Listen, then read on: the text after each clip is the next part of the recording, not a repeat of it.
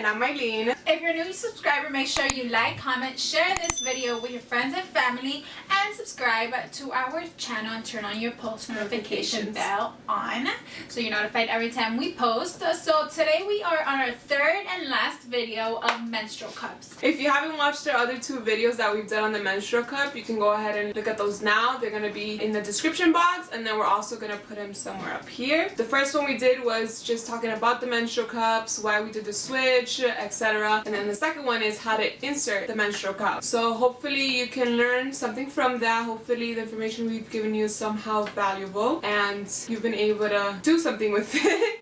And today we're just going to teach you on how to remove the cup, simple and pain-free, and along with cleaning it between your cycles. So we're going to get right into it. Once again, we have our models here. I have my cup and she has hers. Yeah, so her cup is the Lena cup, and then yes, I have the first greener cup. So, in case you guys were wondering, but if you watched the video before, you know that already. Yes, that's true. So if you didn't, we got you. Go back and watch them. Anyways, so as I had mentioned in the previous video, we had said that there's a method to removing your cup. Just like there's a method to inserting it, there's a method to remove it, and it's very, very simple. So removing the cup is not that hard. It could be very difficult for some of us, but if once you get the hang of it, you will know exactly what to do. So she's gonna start off on how she does it, and then I'll go on and talk and rant about how I do it. So as I had mentioned in the previous video, there's a method to how to remove it, just like there's a method on how to insert the cup, and it's very simple. Being brutally honest here, it's like if you're pushing when you're gonna go dooski.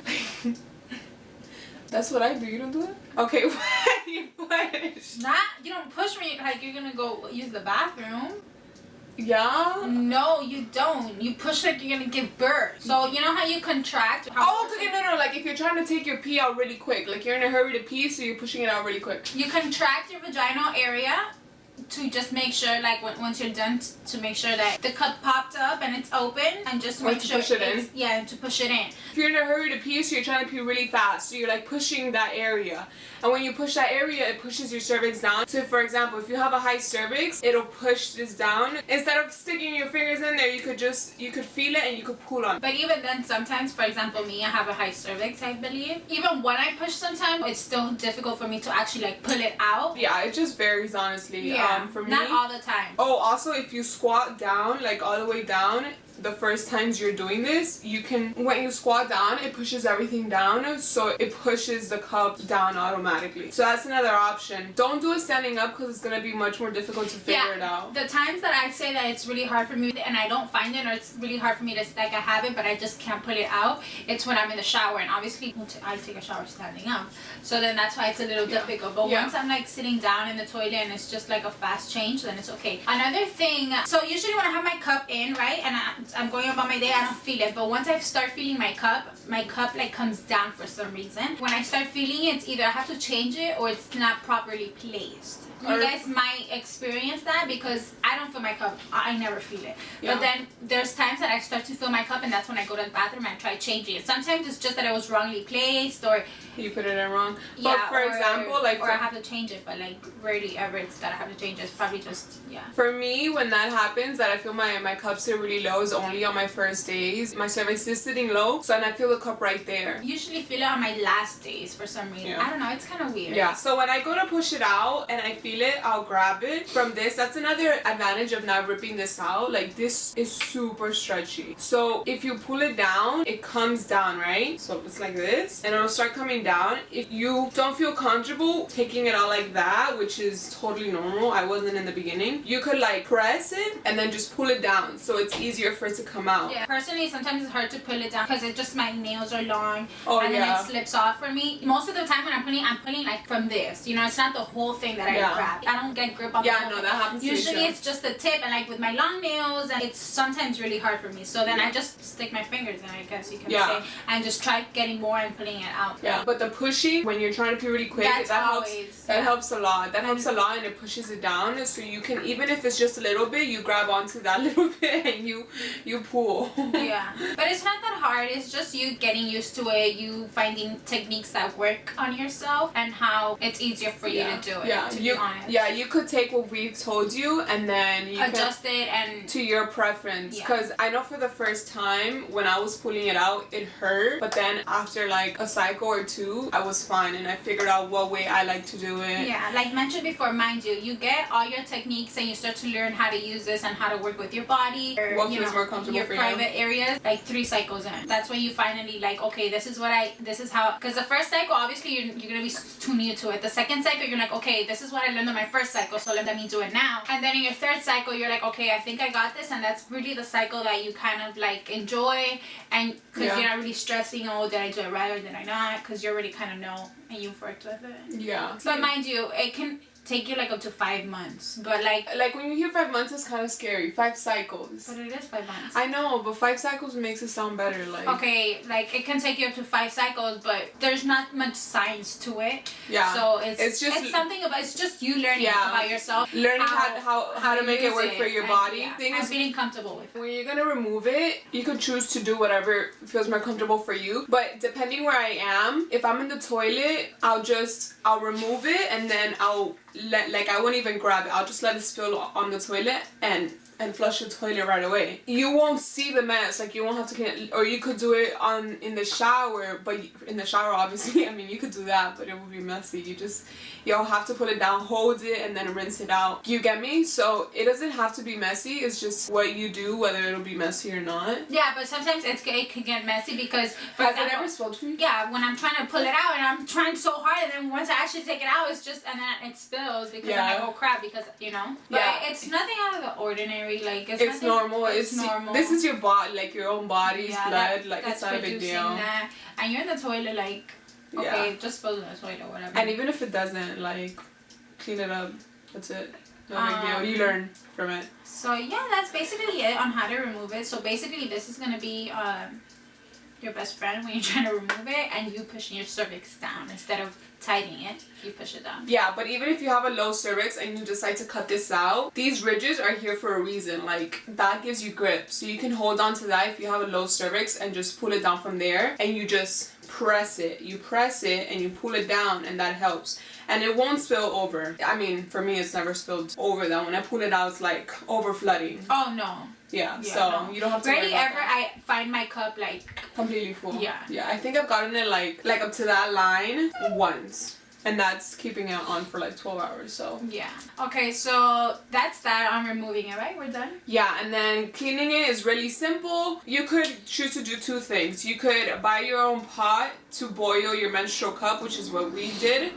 Or you can have a specific jar or anything to boil water and then throw the water in there and let your cup sit for 7 minutes. Yeah, I honestly just leave it there until I remember that I left it there and then go back and get it. Yeah, it has to be under boiling water, but if you do decide to let it boil in a pot while the water is boiling, don't let it sit on the bottom or the sides. It usually doesn't do that, but sometimes the boiling is really hard that it'll push it down to the bottom, but that rarely ever happens. Yeah, okay, so I'm telling you from experience because I don't really watch over my cup when it's boiling. What she told me, I was like, oh, like I don't pay attention. I told her, like, I'm not going to sit there and watch and I sit at the bottom. Yeah. So then it doesn't really matter. It hasn't really affected my cup, but she just says it like it doesn't last as long supposedly. Yeah, so it'll cut the life of a cup.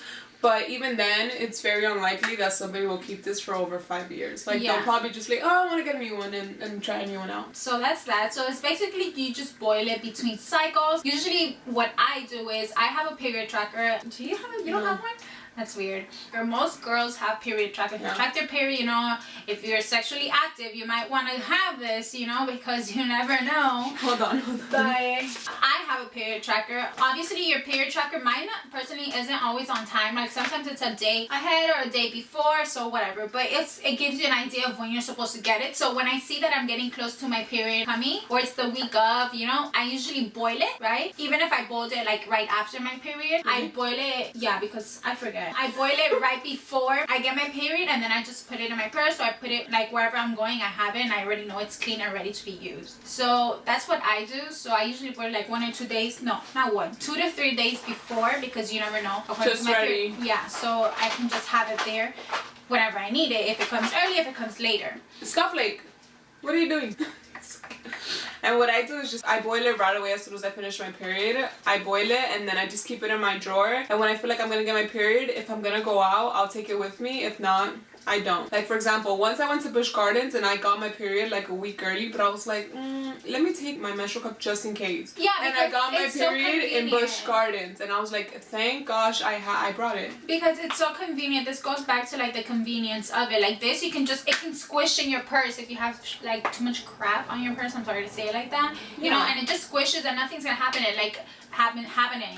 Nothing's gonna happen to it. But like when you go back to tampons and pads, it's like it's so much storage as well. Yeah. I would have like a little bag with like a bunch of tampons and stuff, but still that takes space. That takes up space. So it's not something you can just throw in something annoying. Oh, just in case. Well, you can.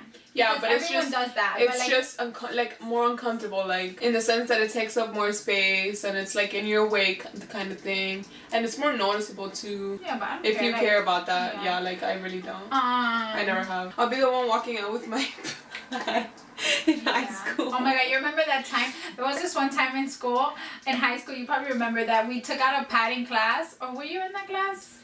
I don't know, we took out a pad in class and the boys started playing with the pad. And they put it across their forehead? And then they would like draw red on it and I was like... Yes, I remember that. What class was that in? I don't remember what class. It was probably one of like for example, like Tabacoli, like that's some shit that would happen there. Or like Rothkopf or whatever her name is. Oh my gosh, oh man, I miss those days. So yeah. Guys know we get periods. Everyone knows we get periods. So why even like be, I'm just, like I get it. You're self-concerned sometimes because you don't want people to know your, self-conscious because you don't want people to know your business. And it's kind of like, oh my god, I have my period, you know, but honestly, it's normal. It's normal. Mother Nature's giving you that period. I mean, this is my own opinion, right? Take it or leave it as you like. But if guys are like grossed out by the subject or anything, your mom had you because she had periods, so it's not that big of a deal. Like, and guys get their periods too low key because these men be having a week that they're just like their attitude is like, like yesterday I told this guy, I was like, you're on your like period or something because you're being so sassy, you have so much attitude. Guys get their periods too, they just don't bleed. Well, yeah, that's pretty much it. We hope this helped you out. Once again, if you have any questions, feel free to DM us on Instagram, leave a comment below, anything you like, and if you'd like to see more videos like these of us reviewing sustainable things like these or things of that nature for women, please let us know. And once again, if you have anything you'd like to see in the future, let us know. That helps us so much. Yeah, but I think we have like a lot of content coming soon in the next like week and a half. Yeah, but then... well, no, like 2 weeks. Yeah, but then those 2 weeks come and that's it. You're like, okay, what's next? And then that's when you have like a burnout. But hopefully we keep it up.